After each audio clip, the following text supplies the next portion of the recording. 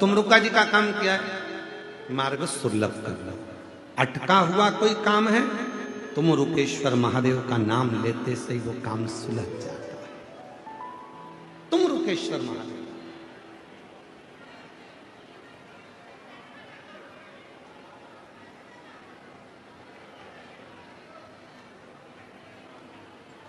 अटक गए, वो तुम रुकेश्वर महादेव का नाम लेकर सुलझ।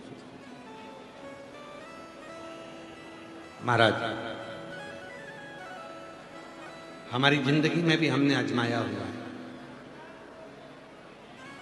एक बार पंजाब में कथा करने जा रहे थे भटिंडा, तो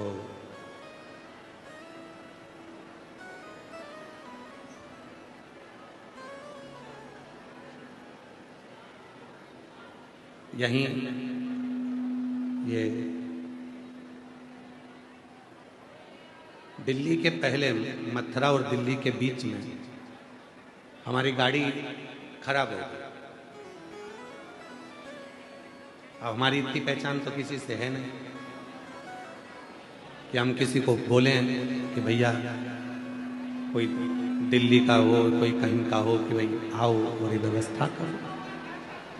हमारा ज़्यादातर सफ़र गाड़ियों से होता है, क्योंकि फ्लाइट से हम ज़्यादा सफ़र कम करते हैं, हम गाड़ी से ज़्यादा करते हैं। उसका कारण ये रहता है, गाड़ी से चलने में हर 3 घंटे में जो भी शंकर जी का मंदिर मिलता है वहाँ 1 लोटा जल चढ़ाकर फिर आगे बढ़ जाते हैं। इसलिए हम गाड़ी का, हम यहाँ से निकलने के बाद में 3 घंटे पर जो भी शिवालय मिल जाएगा रोड के किनारे पर, जो भी शंकर जी का होटला मंदिर कोई मिल जाता है, वहाँ जल चढ़ा देते हैं।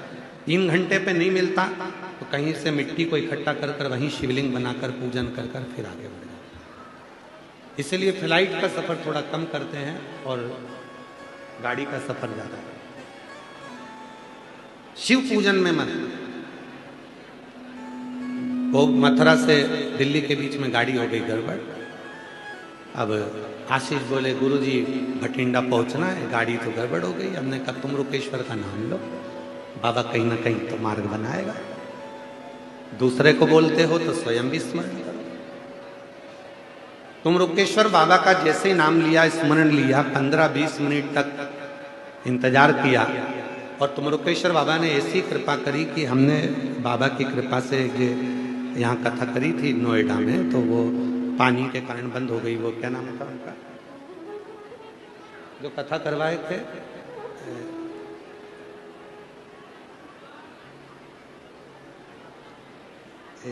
कल आई थी उनकी माता जी हमारे नाम का इसमें, फिर उनकी कथा ऑनलाइन चली थी टीवी पे।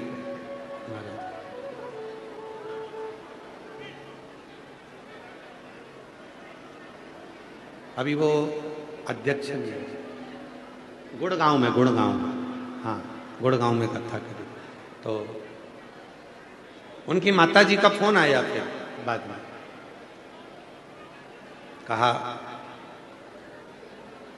गुरुजी कैसे हैं? आशीष जी ने कहा लो बात करें। सो हमने कहा बढ़िया है, बाबा की कृपा से बीच में अटके हैं, गाड़ी गड़बड़ हो गई है। तो माता जी बोली मैं अब भी ड्राइवर को बुलाती हूँ और तुरंत भेजती हूँ।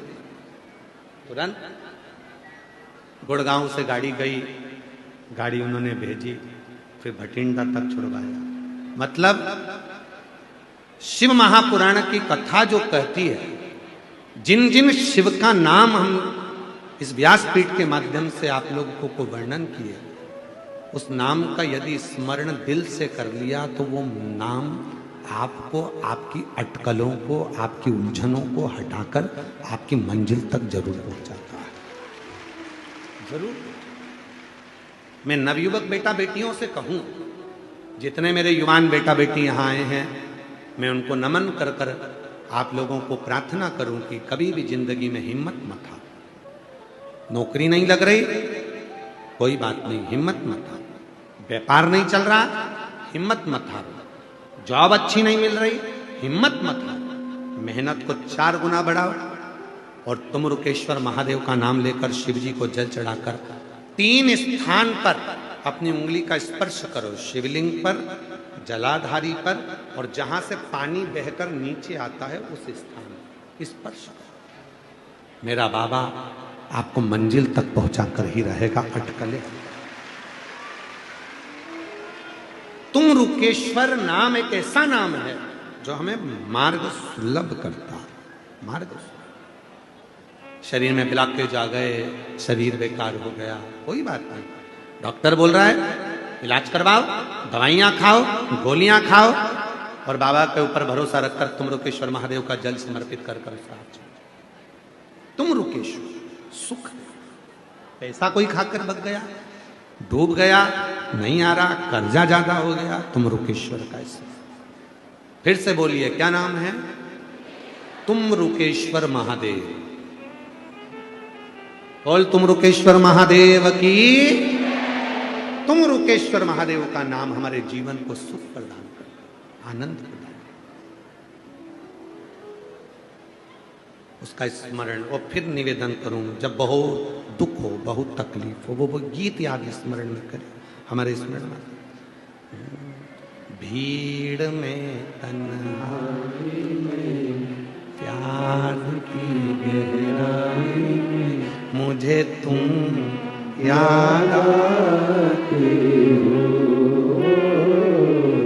मुझे तुम याद आते हो। भीड़ में तन्हाई में प्यास की गहराई में मुझे तुम याद आते हो, मुझे तुम याद आते हो। बस वो याद आए, जब उलझन आए तुरंत कह दो तुम रुकेश्वर का नाम लो, अच्छा होगा, सुलझेगा, मार्ग मिलेगा। बस वो याद आ जाए तो समझ लेना कि फिर तो काम हो गया। गोलियां असर नहीं कर रही, कुंदकेश्वर का नाम लो, काम आएगा। काम तकलीफ आ गई, पदम और पिंगल का नाम लो, मिट जाए। बहुत ज्यादा कई दिक्कत, नीलंबेश्वर महादेव का नाम लो,